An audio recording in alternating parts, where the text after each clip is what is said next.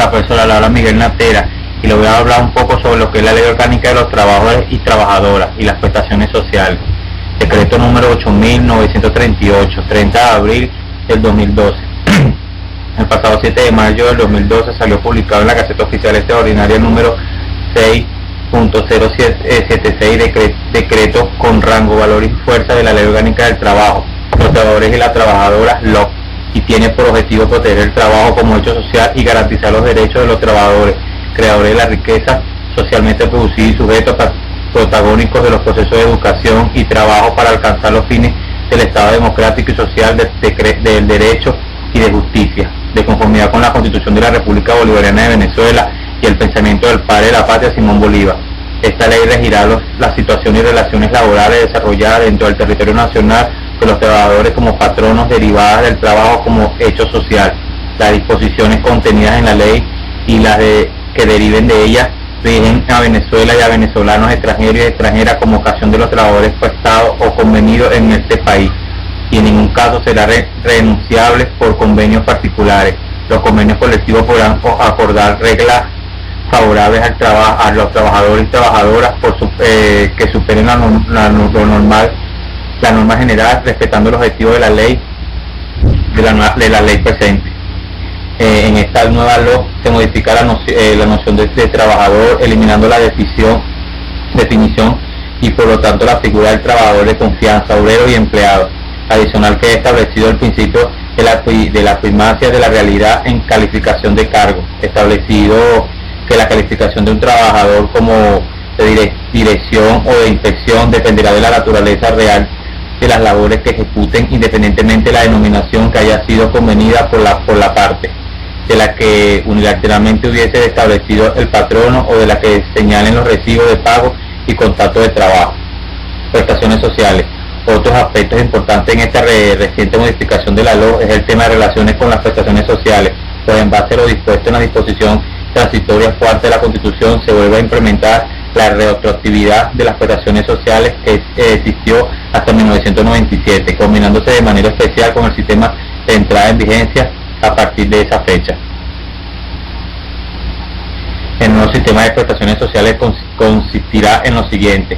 En primer lugar, y en base de lo establecido en el artículo 142 de la ley, durante las relaciones de trabajo el patrono deberá calcular una garantía de las prestaciones sociales. Una porción de esta garantía se calculará trimestralmente, es decir, depositando o acreditando cada trimestre 15 días del último salario de vengado, o la otra parte de esta garantía se calculará anualmente depositando después del primer año de servicio 2 días por año del último salario de vengado o acumulativo hasta 30 días.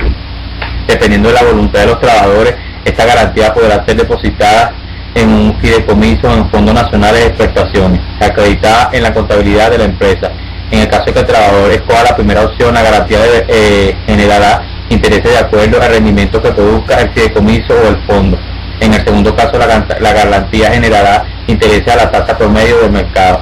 En segundo lugar, al momento de la terminación de las relaciones de trabajo, que aquellos trabajadores que se encuentren activos para el momento de esta entrada en vigencia de la nueva ley o que ingresen con posterioridad se les procederá a hacer el cálculo retroactivo y se le pagará al trabajador la cantidad que resulte a su favor entre los dos regímenes. Dicho pago se debería hacer durante los 5 días siguientes a la terminación de la relación laboral, y en caso contrario se generará interés de demora calculado en la tasa activa del mercado.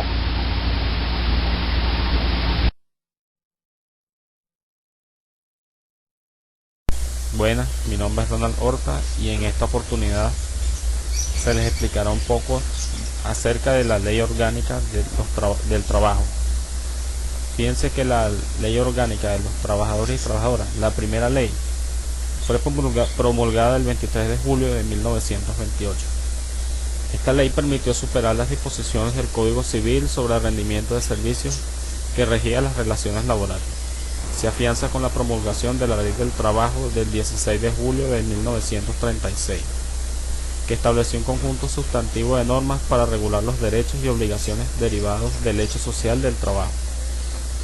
A partir de este momento, la evolución de la legislación laboral venezolana ha discurrido en forma paralela con la historia de las luchas sociales de los trabajadores y trabajadoras de Venezuela, produciéndose una relación de mutua influencia que ha legado importantes páginas a la historia contemporánea del país. Bueno, ya mi compañero Miguel les habló acerca de la fecha de decreto de esta ley. Ahora hablaremos un poco de lo que contempla la actual Ley Orgánica de los Trabajadores y Trabajadoras. Título 1. Normas y principios constitucionales.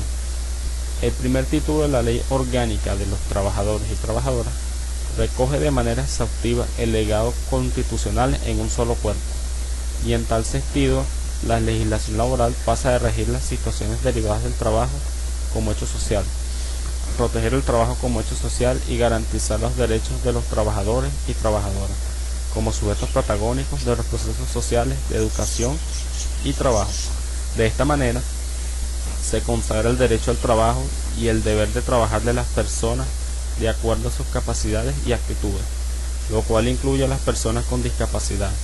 También se garantiza la igualdad y equidad de género en el ejercicio del derecho al trabajo, y se incorpora como oficiales los idiomas indígenas en relación del trabajo, y se reconoce la obligación de comunicar las disposiciones que se comuniquen en dichos idiomas a los trabajadores y trabajadoras indígenas. Se prohíbe el trabajo a las personas antes de los 14 años de edad y acoge las disposiciones de la Ley Orgánica de Protección de Niñas y Adolescentes. Ahora, en su título 2 también contempla que de las relaciones de trabajo. Se garantiza la estabilidad en el trabajo y se limita toda forma de despido no justificado, que será nulo. Se instituye la indemnización por terminación de la relación de trabajo por causa ajena al trabajador o trabajadora, por un monto adicional o igual a de las prestaciones sociales, pero su aceptación o rechazo será opcional para el trabajador y trabajadora. Se incorporan el acoso laboral y el acoso sexual como causas justificadas de retiro sujetas a indemnización, y también como causales que se justifican en el despido. Avanza en la definición de las condiciones específicas que deben cumplirse para acordar un contrato a tiempo determinado, previendo de esta manera el establecimiento fraudulento de este tipo de contratos cuando no se justifica su existencia. Además, fija la obligación del patrono o de la patrona de pagar la diferencia de salario no cubierta por la seguridad social en los casos de suspensión de relación de trabajo por reposo médico originado en enfermedad ocupacional o accidente de trabajo. Y finalmente, en este título, establece que en caso de traspaso por cualquier de título en una entidad de trabajo, se producirá sustitución de patrono o patrona en función de proteger los derechos de los trabajadores y trabajadoras, especialmente la estabilidad y los haberes, ampliando sus efectos a lo largo de 5 años. Ahora pasamos al título 3, de la justa distribución de la riqueza y las condiciones de trabajo.